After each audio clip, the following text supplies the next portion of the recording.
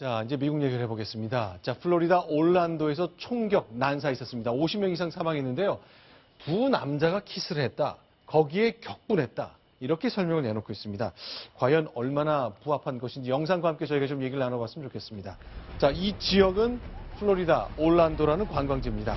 그렇습니다. 아주 미국에서도 유명한 관광지인데요.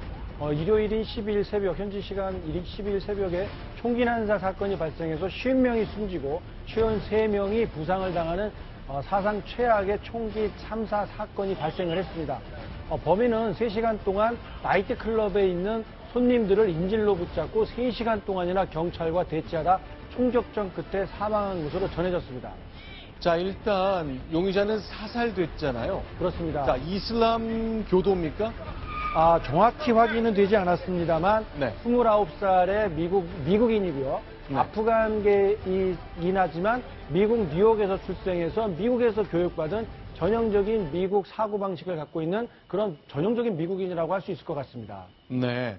자, 그런데 일단 아프가니스탄 출신이라는 것 때문에 부모는 이슬람 신앙을 갖고 있을 가능성이 있는데 미국에서 태어났기 때문에 미국 아이랑 똑같을 텐데요. 그렇습니다. 그런 교육을 받았기 때문에 딱히 이슬람이라든지 IS와 직접적으로 연관이 있었다는 직접적인 증거는 나오지 않고 있습니다. 다만 본인이 내가 IS 대원이다 이런 식의 신고를 했다는 내용이 알려지면서 IS와의 연관성이 불거지고 있고 IS 쪽에서도 우리의 소행이다, 우리의 대원이 아주 잘한 일을 했다, 장한 일을 했다 이런 식의 발표를 내놓고 있어서 아직 혼선은 계속되고 있는 것 같습니다. 작년에 파리에서 테러범들이 극장에서 난사했던 것이 작년 11월이거든요. 네, 불과 반년이 지났을 뿐인데 실제로 이 범인 같은 경우도 이미 이제 이슬람 사원을 플로리다주에 있는 사원을 다녔다라고 얘기를 했고요. 네. 굉장히 주목될 만한 게 부친이 인터뷰에 나와서 동성애자를 혐오해서 2명의 남성이 키스하는 것을 보고 격분을 했다라는 얘기를 했는데 이게 종교와 관련이 없다라는 게 아니라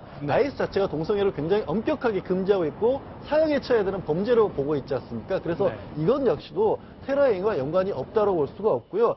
이 범인 같은 경우는 FBI에서 2010년, 2013년, 2014년 이미 IS 동조자로 의심해서 2차례 소환 조사도 사실은 했었다고 합니다. 그런데 그때는 증거를 찾지 못해서 수사를 종료했던 그런 상황입니다. 자, 지금 화면에 보이는 저 난사범 용의자인데 현장에서 사살됐습니다. 일단 몇 년 전부터 IS라는 이슬람 극단주의 테러 조직과 연계 가능성이 거론이 됐었는데 이제 대통령 선거 얼마 앞둔 상태잖아요. 올 11월 치러지는데 선거의 영향 이런 것도 좀 논의가 되고 있습니까? 선거의 영향 부분에 대해서는 아마 미국 국민들이 판단하겠지만 제가 요즘 들은 말 중에 가장 인상에 남았던 말씀을 하나 드리고 싶습니다. 네. 미국의 유명한 그 교수가 한 말인데 네. 트럼프는 무시할 수 있으나 네. 트럼프 현상은 무시할 수 없다.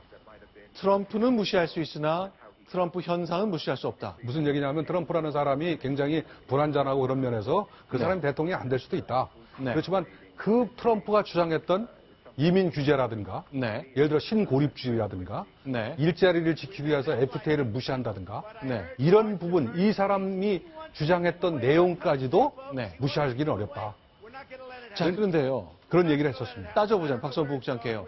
일단 총기 난사 이 사건 때문에 자, NRA라는 것, 그 총기 협회 때문에 트럼프 현상 그리고 트럼프 후보가 총기 지지자이기 때문에 좀 간표연이 있지 않습니까? 그렇습니다. 그러니까 이민에 대한 규제, 또 이슬람에 대한 무슬림에 대한 예를 들어 단호한 대처 이런 이민 규제라는 측면에서 따져보면 트럼프에게 유리한 이번 사건이 유리한 영향을 미칠 수도 있지만 총기를 규제해야 되겠다. 이런 측면에서 보면 지금 힐러리 후보가 어떤 총기 규제에 대해서 강한 입장을 갖고 있고 사실 트럼프는 아시다시피 공화당 전통적으로 이 총기 규제를 허용해야 된다 이런 주장이기 때문에 이 총기 규제에 대한 여론이 확산된다면 그 측면에 관한하는 힐러리에게 유리할 수도 있어서 양 측면에 어느 쪽이 더 크게 작용할까는 현재로서는 예단하기 어려운 것 같습니다.